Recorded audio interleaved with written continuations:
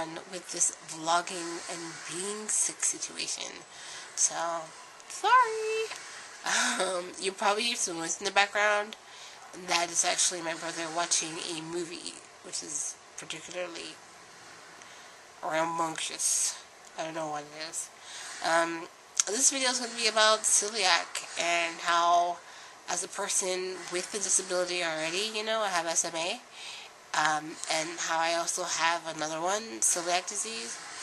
And you know what? Celiac makes me want to cry sometimes. It really does, especially this past week because I ran out of my special snowflake food, and I had to kind of wing it, and I inadvertently exposed myself to gluten, and that made me sick on top of being sick, which was not fun.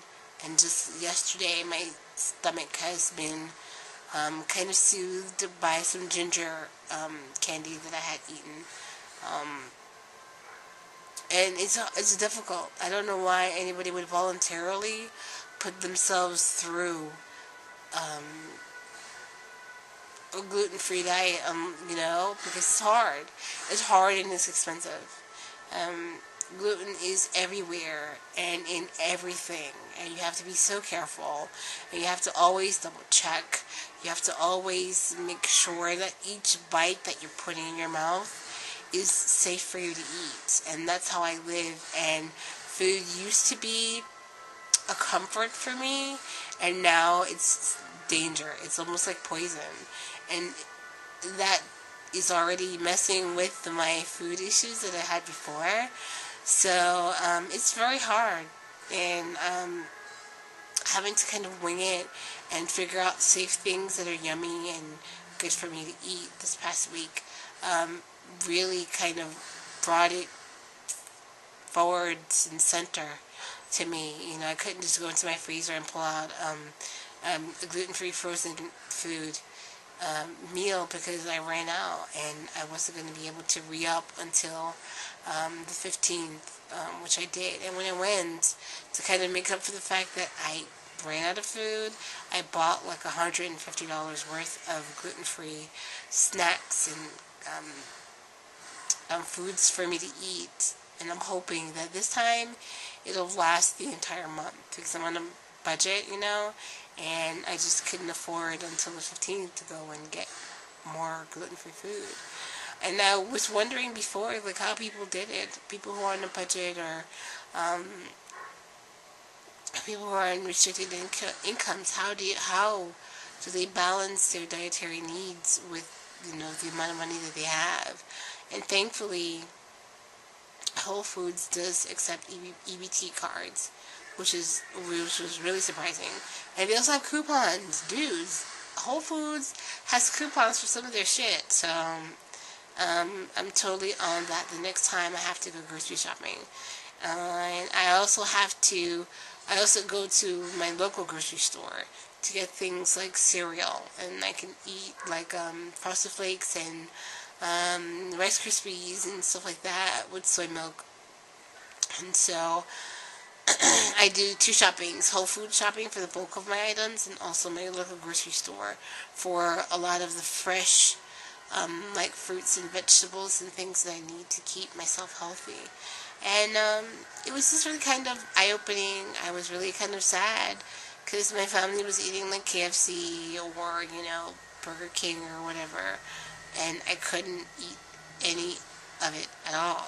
And it was hard. It's really hard. I'm very thankful that my brother, who's currently here, and his wife are really open to creating meals that they cook that are gluten-free, and that I can have some of it too. So it helps, so that way I can have like an extra backup source of food. And also some people that are open to exploring new foods and new ways of cooking that include me, which is really good. I'm really thankful for that. To be hungry and to not be able to eat everything, and to have to hunt and, check labels and call companies to figure out if their food is safe for you is a hard thing because it's a lot of pressure. You're hungry and you have all these million things you have to be careful of, so that way you won't make yourself sick. So having an extra 2 people on your team, as far as that's concerned, is a really awesome thing. So I'm very thankful and blessed for that, honestly. So how I feel about it makes me sad. I can't eat the things like I used to. Cakes and cookies and sandwiches. I used to live on sandwiches were my thing, and I can no longer eat those things. The gluten-free breads, a lot of them are horrible. They are so bad, and I'm all about texture and that mouth feel and just, the enjoyment of the food and the food being cooked well and tasting good. So just having something that's called bread, gluten-free bread, and throwing like meat on it, or making a peanut butter and jelly sandwich on it, and it not tasting, and the bread not being good, is like totally doesn't work for me. And I don't want, for me, food to get to the point where it's just sustenance. I want to be able to enjoy it, and enjoy eating with friends or family and stuff. So it's a fight, and I'm a little down about this one because it's so integral to life. Eating, you can't do without eating. You have to eat. And I want to know if anybody else is out there who has celiac disease.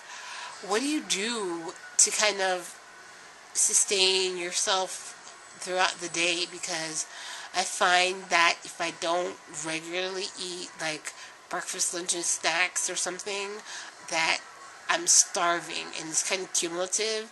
It gets to a point where there are some days I just spend the entire day grazing, and that is crazy. So,